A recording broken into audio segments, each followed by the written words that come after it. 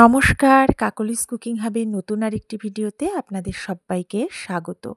আজ আমি শীতের একটা সেরা রেসিপি নিয়ে চলে এসেছি, যেটা খাওয়া যেমন স্বাস্থ্যকর তেমনই সুস্বাদু আর বানানোও কিন্তু খুব সহজ। খুব চটজলদি কোনো রকম ঝামেলা ছাড়াই এটা আপনারা ব্রেকফাস্টে বা ডিনারে বানিয়ে ফেলতে পারবেন। আর আমি এটা বানিয়েছি মুগ ডাল দিয়ে।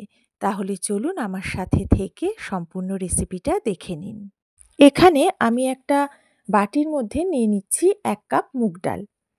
আমি ১ কাপ মতো নিলাম। এটা যে ১ কাপই নিতে হবে এমন নয়, আপনারা আপনাদের প্রয়োজন মতো ডালটা নেবেন। আমি একদম ছোট দানার যে মুগ ডাল সেটাই নিয়েছি। এখন ডালটার মধ্যে কোনো নোংরা বা কাঁকড় আছে কিনা সেটা আমি একটু বেছে দেখে নেব। এখন গ্যাসে আমি একটা কড়া বসিয়ে দিয়েছি। কড়াতে বেছে নেওয়া মুগ ডালটা দিয়ে দিলাম। এই ডালটাকে আমি এখন ভেজে নেব। গ্যাসের ফ্লেমটা একদম লোতে করে সমানেই নাড়াচাড়া করে ডালটাকে ভাজতে হবে। আর এক্ষেত্রে খুব বেশি ভাজলে হবে না, ডাল যেন ভাজতে ভাজতে একদম লাল না হয়ে যায়। হালকা একটু কালার চেঞ্জ হবে আর খুব মিষ্টি একটা হালকা ভাজা গন্ধ বেরোবে। তখনই বুঝবেন ডালটা ভালোভাবে ভাজা হয়ে গেছে। এই মুগ ডাল খেলে অনেকেরই কিন্তু গ্যাস বা অ্যাসিডিটির একটু সমস্যা হয়, তবুও এই ডাল কিন্তু আমাদের মাঝে মাঝে খাওয়াটা খুবই প্রয়োজন, কারণ এতে প্রচুর পরিমাণে প্রোটিন থাকে। সোডিয়াম কম থাকায় কোলেস্টেরল, ব্লাড প্রেশার কন্ট্রোলে রাখে, প্রচুর আয়রন থাকে। এছাড়া আরও অনেক অনেক উপকারিতা আছে। খোসাসহ মুগ ডাল খাওয়াও খুবই উপকার।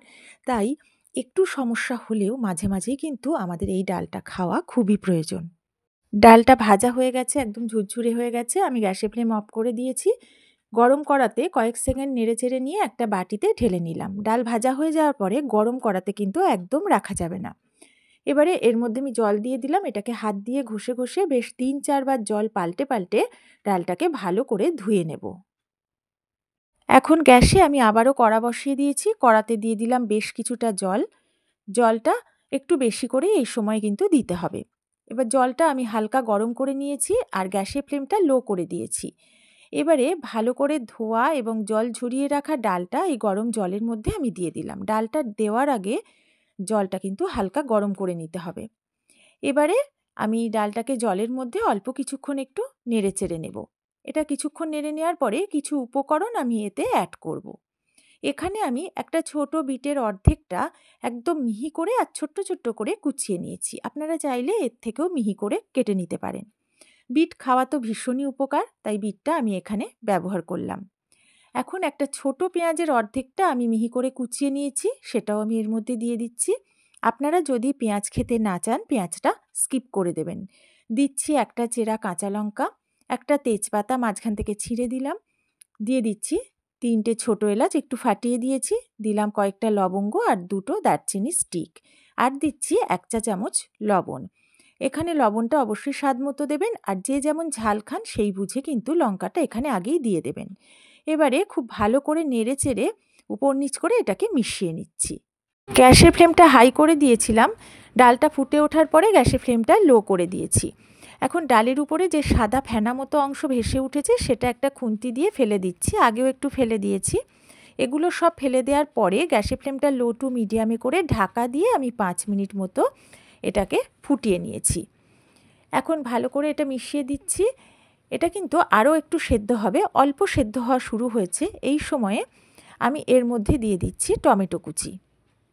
একটা মাঝারি সাইজের টমেটো আমি ছোট ছোট টুকরো করে কেটে নিয়েছি, সেটা দিয়ে দিলাম। এর মধ্যে অল্প পরিমাণে একটু কড়াইশুঁটিও দিতে পারেন, তবে কোনো সবজিই কিন্তু খুব বেশি পরিমাণে দেবেন না। আর এছাড়া আলাদা অতিরিক্ত কোনো সবজি দেওয়ারও দরকার নেই। খুব বেশি সবজি দিলে কিন্তু এটা খেতে ভালো লাগবে না। এখন ভালো করে এটাকে মিশিয়ে নিলাম। এবারে ঢাকা দিয়ে গ্যাসের ফ্লেম একদম লো করে এটাকে রান্না করব যতক্ষণ না সব কিছু ভালোভাবে সেদ্ধ হয়। বেশ অনেকটা সময় নিয়ে আমি সেদ্ধ করে নিলাম ডালটা। ডালের মধ্যে যা যা জিনিস ছিল সেগুলো সেদ্ধ হয়ে নরম হয়ে গেছে। এখন আমি এই টুকরো করা তেজপাতা ২টো তুলে নিয়ে ফেলে দিচ্ছি।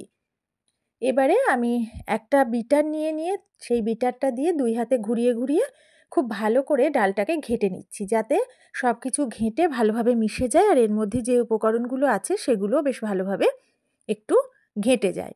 এটা আপনারা ডাল ঘুটনি দিয়েও ঘেঁটে নিতে পারেন, তাহলে খুব সুন্দরভাবে ওটা করা যাবে। এখন একটা বড় বাটির উপরে একটা বড় ছাঁকনি বসিয়ে নিয়েছি, তার মধ্যে ডালটা পুরোটাই ঢেলে দিলাম।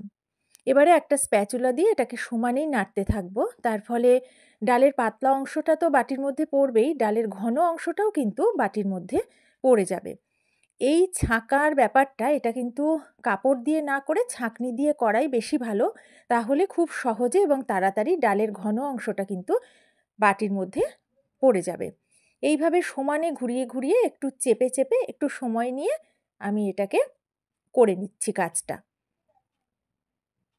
এইভাবে পুরোটা করার পরে এইটুকু অবশিষ্ট অংশ আছে এটাকে আলাদা করে রাখলাম। যেহেতু বিট দেয়া আছে এর কালারটা কিন্তু খুব সুন্দর হয়েছে। গ্যাসে আবারও একটা কড়া বসিয়ে দিয়েছি। কড়াতে দিয়ে দিচ্ছি ১.৫ চা চামচ বাটার।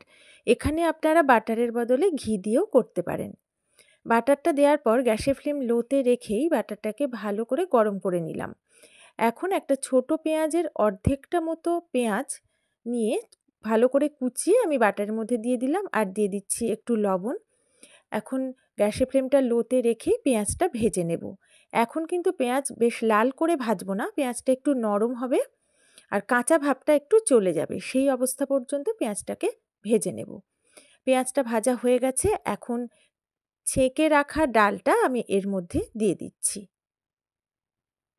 এখন ডালটা একটু নেড়ে নিচ্ছি। এটা বেশ গাঢ়, তাই একটু পাতলা করব। তাই যে বাটিতে আমি ডালটা রেখেছিলাম সেই বাটিতে বেশ কিছুটা গরম জল দিয়ে বাটিটা ধুয়ে আমি এর মধ্যে জলটা দিয়ে দিলাম। অবশ্যই কিন্তু এখানে গরম জল ব্যবহার করতে হবে। এবারে ভালো করে মিশিয়ে নেওয়ার পরে এখন আমি দিচ্ছি স্বাদমতো চিনি।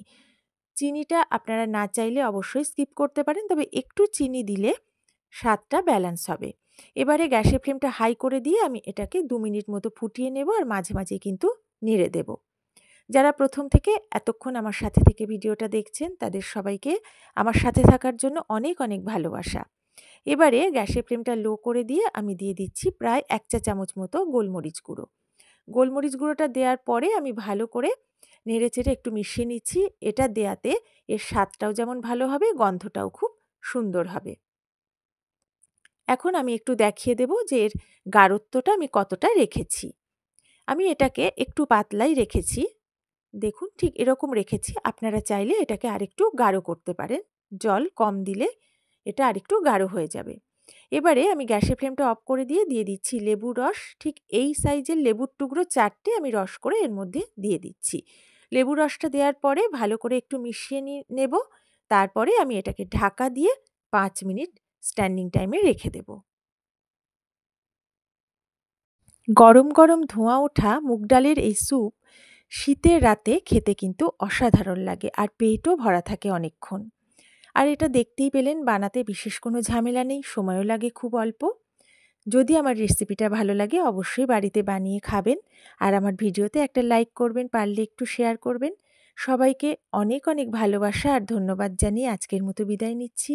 সবাই ভালো থাকবেন, সুস্থ থাকবেন।